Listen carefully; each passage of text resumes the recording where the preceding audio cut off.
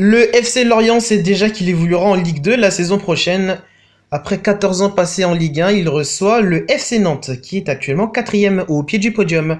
Les Nantais peuvent toujours croire en cette 3e place en Ligue des Champions. Pour cela, il faut s'imposer sur la pelouse de la Lanterne Rouge, qui affiche là les pires bilans de la Ligue 1 cette saison. 5 victoires, 10 nuls et actuellement 21 défaites pour Lorient. Pour Nantes, c'est plutôt un bon bilan avec 18 victoires, 5 nuls et 13 défaites. Actuellement, les Lorientais sont plutôt bien classés. Ça commence plutôt bien pour Nantes avec cette ouverture du score qui est signée Moses Simon qui, avec cette reprise du pied gauche, vient tromper le gardien de Lorient. Ça fait 1-0 pour Nantes à la 18e minute. Va s'en suivre bonne 25 minutes, il n'y aura quasiment pas d'action.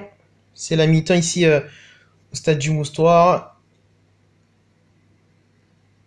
Lorient qui jouera son dernier match en Ligue 1 la semaine prochaine face à Guingamp avant de retrouver une division que Lorient n'avait plus fréquentée depuis 2005. C'était la dernière montée du club.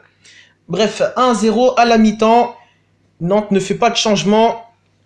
Lorient joue comme d'habitude. Les Lorientais jouent un rôle d'arbitre ce soir. Ils sont trop loin du TFC. Mais pourtant, Nantes continue et va donc marquer un deuxième but avec le but de Rongier à la 53e minute. Ça fait 2-0 au retour des vestiaires. Les Nantais qui poussaient pour inscrire ce deuxième but pour l'instant.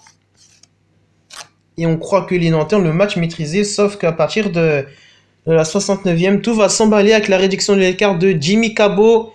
2-1 la 69e minute, 16 minutes exactement après le but de Valentin Rongier. Nantes va concéder même un penalty à la 84e minute. C'est Cabot pour le frapper pour égaliser à 2 buts partout.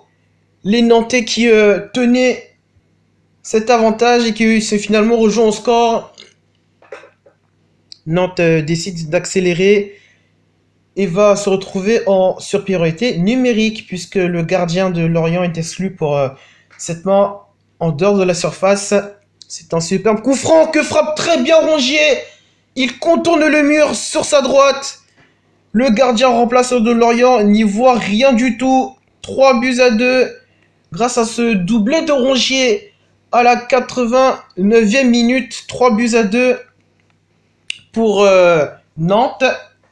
Il y aura 5 minutes de temps additionnel. C'est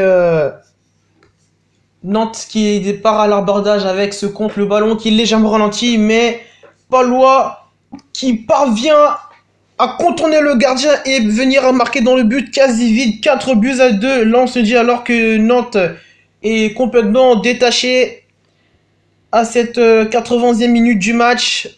Mais non, Lorient en a décidé autrement avec le mauvais renvoi.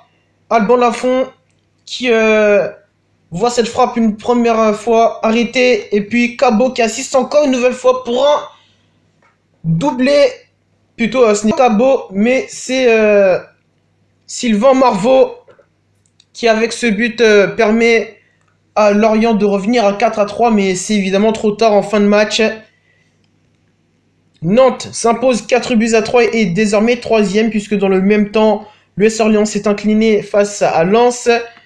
Les Lorientais sont assurés de finir dernier. Nantes, pour sa part, peut finir 3e pour cela. Il faudra s'imposer à Monaco ou faire match nul et espérer qu'en dans le même temps, l'US Orléans fasse nul ou ne s'impose pas face au PSG.